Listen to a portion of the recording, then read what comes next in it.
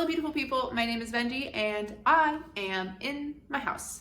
I am staying at home, and you should be too. The pandemic's not over. In an effort to remind those of us who have forgotten that we should all be still social distancing, wearing our masks until everyone is vaccinated and we've achieved some level of herd immunity from the coronavirus, I will be doing the stay-at-home book tag. My friend Noria from the channel Chronicles of Noria tagged me to do this, I want to say about half a year ago at this point. So it's high time I do this. However, since we are still mid-pandemic, I don't feel too bad for having procrastinated this tag in particular. I will leave Noria and the creator of the tag linked in the description box below, along with the tag prompts in case you want to do this yourself. But without further ado, let's get started. Prompt number 1 is lying in bed. What is a book that you could or that you did read in one day? For this, I want to say one of my favorite reads of 2020, and that is The Good Luck Girls by Charlotte Nicole Davis. This book follows Aster and 4 other of the eponymous Good Luck Girls, who are basically indentured servant sex workers in the nation of Arquetta, which is like a fantasy Wild West. This story follows Aster and the rest of the girls as they leave their pleasure house, or the brothel, where they are forced to work off their debts, and basically become outlaws as they are looking for a place where they can be free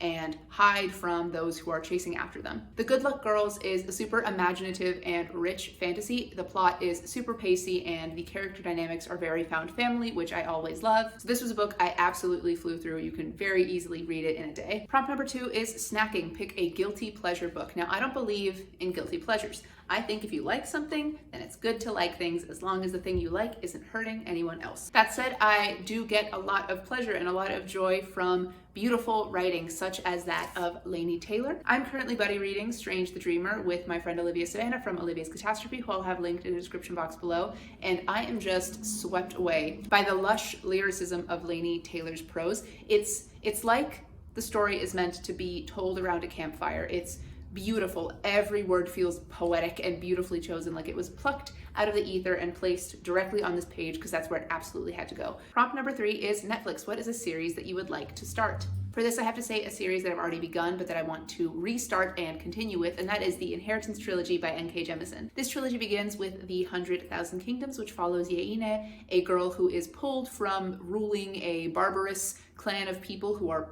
part of the 100,000 Kingdoms in order to take part in a competition to become the heir of the entirety of the 100,000 Kingdoms because her grandfather, the current king, is dying. Yemen is deeply unprepared to be tossed into this den of snakes and their world of subterfuge and political intrigue, but the gods that her ancestors enslaved so long ago to maintain their control over the 100,000 Kingdoms have taken an unexpected liking to her, and they sort of strike up a deal where the gods will take care of Yemen if she finds a way to set them free. I absolutely adore the 100,000 Kingdoms, and I absolutely adore everything that N.K. Jemisin has to write, so this trilogy is something I can't wait to sink my teeth into. Prompt number 4 is deep cleaning. What is a book that's been on your TBR for ages? And for this, I want to say Forest of a Thousand Lanterns by Julie C. Dao. This is a Chinese mythology inspired retelling, or I guess sort of origin story for the evil queen from the story Snow White. I love fairy tale retellings, and I feel like Snow White is neglected for things like, say, Beauty and the Beast. And even more than that, I love villain origin stories. I love seeing what sort of things got people to become the despicable characters we love to hate in the stories that we know, especially since everyone is the hero of their own story. So in these villain origin stories, we sort of see their despicable ways of thinking justified.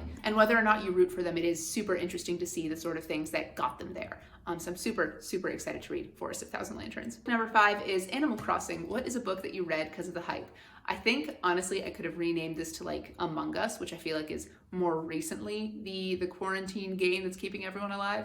But even that's sort of old news at this point. So you can tell how long it's been since this tag was created and how long it's been that I have not done it. But I'm here now, and the book that I bought was actually one that I hyped up for myself rather than taking on the external hype of everyone else. Sort of. Like, it's still definitely a popular series, but it's very much my hype that got me to buy it, and that is Winterkeep by Kristen Cashore. This is the most recent continuation of Kristen Cashore's Graceling series. Much like the previous books, I believe that this one is a standalone, so it can be read without the others, though I do know that certain characters from the previous books make a cameo in this one several years later. And I'm just so excited to dive back into this beautifully done high fantasy world. Kristen Cashore's magic structures are so interesting, and I'm excited to see how she has expanded her world to include the realm of Winterkeep. And also there's like telepathic talking foxes in this one, so if that's not enough to hype you as well as me, I don't know what is. Question number 6 is my double-edged sword and yours, productivity. What is a book that you learned from or that had an impact on you? So in service of my goal to focus a little bit more on writing in the year of 2020, I've been working through John Truby's The Anatomy of Story. I'm really good at the first draft,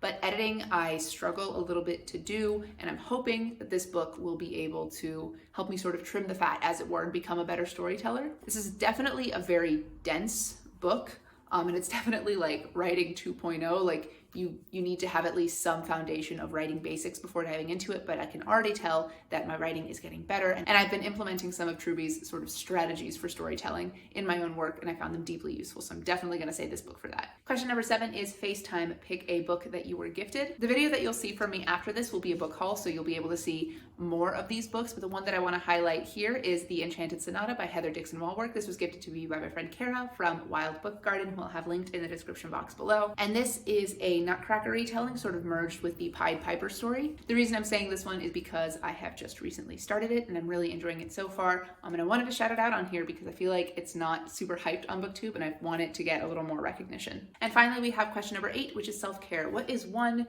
self-care thing that you've done to take care of yourself recently? Let's see, I have been doing my skincare. I baked myself a cake for no good reason other than that I wanted to have a cake. And I've been reading and writing. So yeah, that's 3 things. I think that counts. And question number 9 is a bonus question. Shout out a book that's coming out soon. I am always and forever going to plug Witch Shadow by Susan Dennard. It is the next book in the Witchlands series, and it is coming out in June, I believe. Which means you guys have plenty of time to read Truth Witch, Wind Witch, Sight Witch, and Blood Witch before it comes out. And I hope you will, and that you'll join me in my hype for Witch Shadow because, oh my goodness, I think this is the book right before the final book in the series, and I'm not prepared. I'm not prepared for it to end. So I do need people to gush about it with. And there you have it. That is my stay-at-home book tag. These are the books that I've chosen for the questions. And for the books on this list that I have not yet read, I'm excited to get to them, probably while we're still staying at home during the continuation of this quarantine. If you have the privilege of doing so, I highly encourage you to stay at home and, hey, pick up some books to read. I know it's been going on forever, but it's really important that we all do our part to keep our society and one another safe. And on that note, that is it for me. Thank you guys so much for watching. If you like this video, please leave me a thumbs up. And if you like me, maybe consider subscribing to my channel. I post bookish videos every weekend, and I would love to have you join my little BookTube family. If you've already done this, tag, comment down below and link me to your video so that we can compare and contrast the books that we chose for these prompts. And if you haven't done this tag and it's interesting, consider yourself officially tagged. Once you do it, let me know so that I can go check your video out. If you want to see more bookish content from me, my socials are all linked in the description box below. You can find me on Instagram, Twitter, and Goodreads, and I'll be happy to see you there. But until then, thank you again so much for watching this video, and I will see you with the next one very, very soon. Goodbye.